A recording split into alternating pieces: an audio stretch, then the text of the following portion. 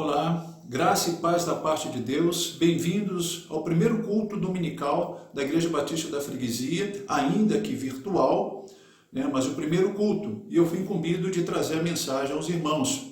E eu gostaria de compartilhar com os irmãos um texto que se encontra na carta aos Filipenses, capítulo 4, do versículo 6 ao versículo 9. Filipenses, capítulo 4, do versículo 6 ao versículo 9. Eu vou ler na minha versão.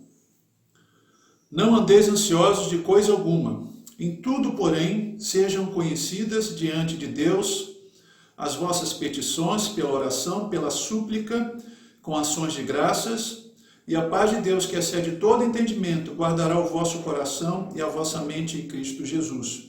Finalmente, irmãos, tudo o que é verdadeiro, tudo o que é respeitável, tudo o que é justo, tudo o que é puro, tudo o que é amável, tudo o que é de boa fama, se alguma virtude há e se algum louvor existe, seja isso o que ocupe o vosso pensamento. O que também aprendestes e recebestes e ouvistes e vistes em mim, isso praticai, e o Deus da paz será convosco. Amém. Dizem que a ansiedade é uma doença de nosso século. Essa afirmação ou tese, ela está incorreta. O texto que acabamos de ler, como também o texto do Evangelho de Mateus, capítulo 6, do versículo 25 ao 34, derrubam fácil essa tese. Pois mostra que a sociedade contemporânea a Jesus, na época de Jesus, e posteriormente a sociedade contemporânea a Paulo, sofriam desse mesmo mal. A palavra ansioso, ela significa cuidado excessivo, ou cuidado que divide, cuidado que distrai, inquietar-se. Pode se referir tanto a uma preocupação desnecessária, irreal, ela não existe, você criou, quanto uma preocupação legítima. Interessante é que em certas línguas o equivalente para ansioso ou preocupado pode ser uma expressão idiomática, algo como ser morto pela própria mente ou sofrer por estar pensando. Certa vez o doutor Drauzio Varela disse que o estresse não é resultado do excesso de trabalho, e sim da ansiedade, do cuidado excessivo, da preocupação demasiada. A pessoa ansiosa, ela transfere os problemas do futuro para o presente. Ela vive o hoje já pensando no amanhã. E sua mente ela gira em torno de vários problemas ao mesmo tempo e geralmente não resolve nenhum deles. A pessoa ansiosa, ela perde o referencial e aquilo que é prioridade. Aqui na carta aos Filipenses, escrita por Paulo na prisão em Roma, nós encontramos algumas lições preciosas de como lidar com a ansiedade e vencer a ansiedade. Vamos lá, versículo 6. Encontramos aqui a primeira lição. Não andeis ansiosos de coisa alguma. Não andeis ansiosos ou não vivam ansiosos de coisa alguma. Aqui nós encontramos um imperativo, é uma ordem. Não andeis ansiosos. E nesse contexto, ansiedade ela significa falta de confiança no cuidado divino. Interessante porque declaramos que somos salvos, isso significa que depositamos nossa total confiança em Deus no que tange a nossa salvação, a vida eterna, o milagre da salvação, mas não temos esse mesmo nível de confiança em Deus no que diz respeito aos pormenores da vida. E isso gera ansiedade. E o texto continua. Em tudo, porém, em tudo aqui significa tudo aquilo que estava afligindo os crentes na cidade de Filipos, de uma forma geral ou individual. Em tudo, porém, cada palavra no texto é importante. Cada palavra no texto é importante. Ela não foi colocada ali por acaso. Significa, esse porém, né? Quer dizer, ao contrário do que foi dito, né? O andar ansioso, né? O viver ansioso, ao contrário disso, faça o quê? Sejam conhecidas diante de Deus as vossas petições, né? Pela oração, né? Por meio da oração, pela súplica, e suplicar significa rogar, implorar, né? Orar é bater a porta, suplicar é esmurrar a porta, né? Com ações de graças. A maioria das cartas de Paulo começa com ações de graças. É a tríplice gratidão. Primeiro, reconhecimento pelas dádivas recebidas no passado. Segundo, reconhecimento pelas bênçãos derramadas no presente. E o terceiro, que eu considero importante também, muito importante, é a firme confiança e segurança em relação ao futuro. Certa vez encontrei, ou ouvi, uma frase interessante, né? Que a ingratidão é a pior das injúrias, pois ofende aquele a quem tanto te ajudou. Agora, sintetizando o ensino de Paulo, que Paulo acabou de ensinar no texto. Não andeis ansiosos ou inquietos de coisa alguma. Em tudo, quer dizer, tudo aquilo que está afligindo, né, de uma forma geral ou individual, em tudo, porém, é muito importante aqui, o porém, quer dizer, ao invés de viverem ansiosos ou andarem ansiosos, o que Paulo está ensinando aqui? Vivam em oração. Como escreveu J. Carson, a oração e a ansiedade são mais opostas entre si do que o fogo e água. Versículo 7, por favor. E a paz de Deus, que excede todo entendimento, guardará o vosso coração e a vossa mente em Cristo Jesus. Existem alguns pontos aqui que eu considero importante esclarecê-los. Primeiro, Paulo em nenhum momento ensina que Deus irá responder todas as nossas petições, mesmo se esmurrar a porta. Segundo, a paz de Deus é oriunda de Deus. Ela vem de Deus, o qual possui em seu próprio ser. Faz parte dele. Como escreveu William Hendriksen, a paz é o sorriso de Deus refletido na alma do crente.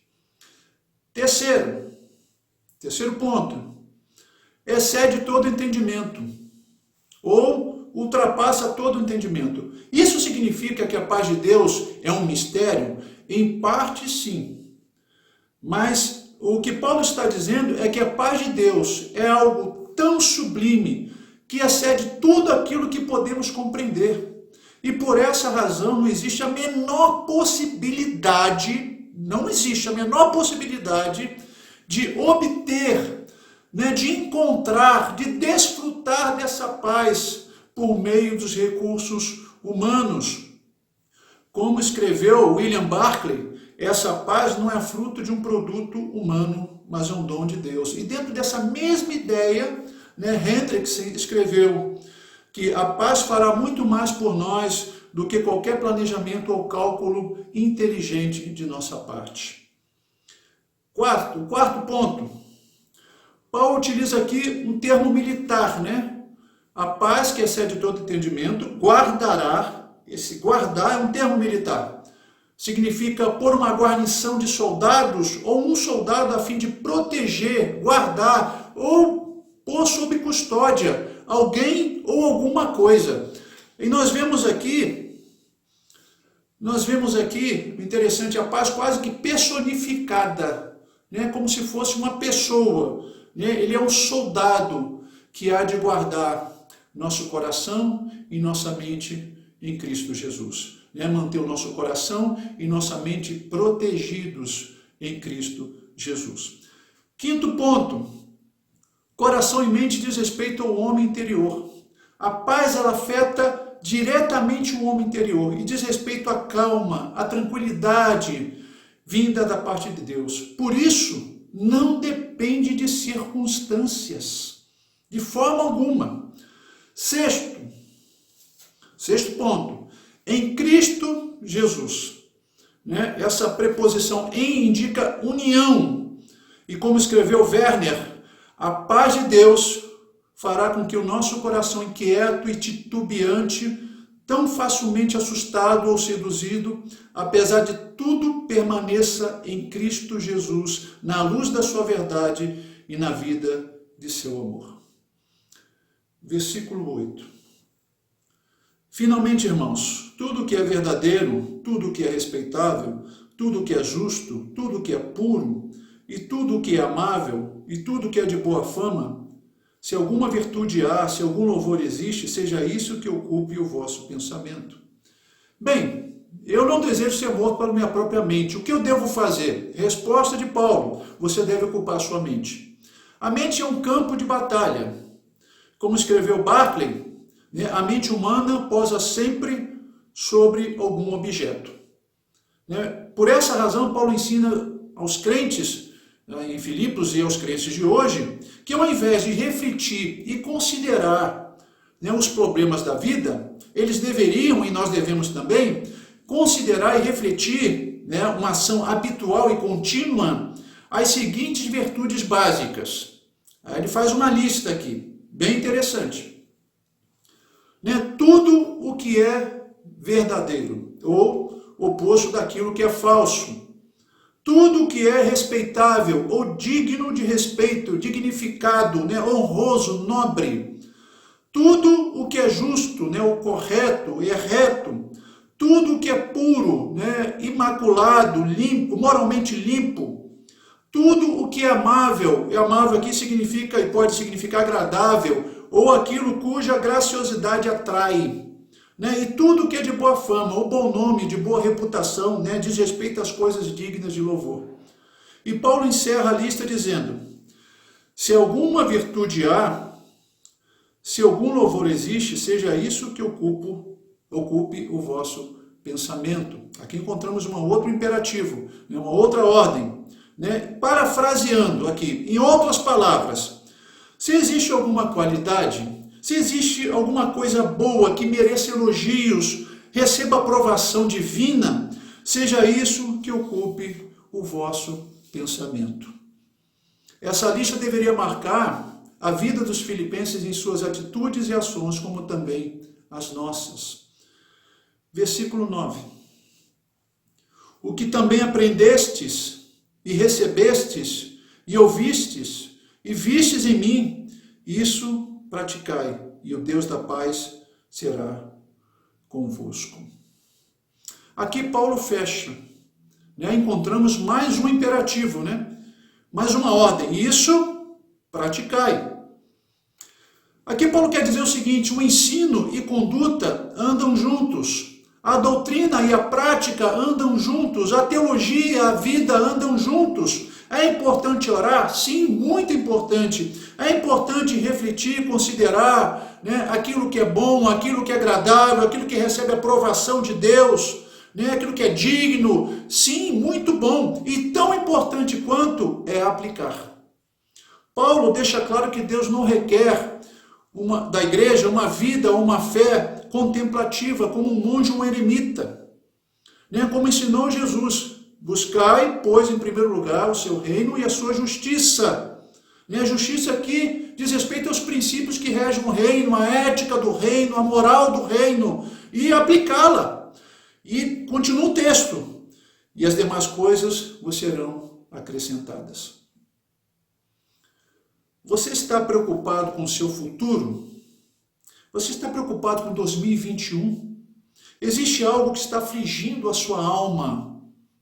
Primeiro, viva em oração. Como diz 1 Pedro capítulo 5, versículo 7, lançando sobre ele toda a vossa ansiedade, porque ele tem cuidado de vós. Ele não cuidará, ele tem cuidado de vós. Segundo, ao invés de ocupar a mente refletindo sobre os problemas da vida, ocupe a mente refletindo, considerando aquilo que é bom, digno, aceitável, agradável a Deus. Mude a sua forma de pensar. E terceiro, não seja ortodoxo, religioso. Não se satisfaça apenas em conhecer a fé, mas pratique a fé. A carta de Tiago fala de uma fé prática. Uma fé prática. Então pratique a fé, senão se torna uma ortodoxia fria. Você tem conhecimento, Né? Tem doutrina, mas não coloca em prática. E a paz de Deus, diz o texto, no finalzinho, e o Deus da paz, e o Deus da paz será convosco. Amém? Não viva ansioso, né? Viva em oração, mude a sua forma de pensar, pratique tudo aquilo que você tem refletido e que Deus tem te ensinado. Que Deus nos abençoe nesse ano de 2021, tá? Que a graça do Senhor seja sobre todos nós, para que vivamos, independente do que acontecer, para a glória dele, para o louvor dele. Amém.